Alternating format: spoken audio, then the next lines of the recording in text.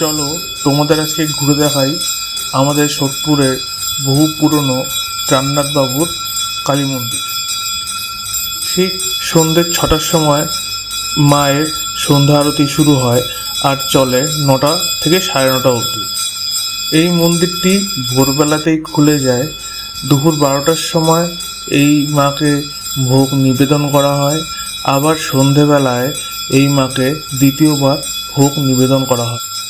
আমাদের সোদপুরের বুকে এত পুরনো মন্দির একটা ঐতিহ্য গড়ে তুলেছে আজ বহু বছর ধরে। প্রত্যেক দিনই বিভিন্ন প্রান্ত থেকে মানুষ আসে এই মায়ের আরতি দেখতে, এবং এখানে তুমি চাইলেও মায়ের জন্য ফুল মিষ্টি সবকিছু নিয়ে আসতে পারো, প্রদান করতে পারো। হচ্ছে নতুন একটা ভিডিওতে।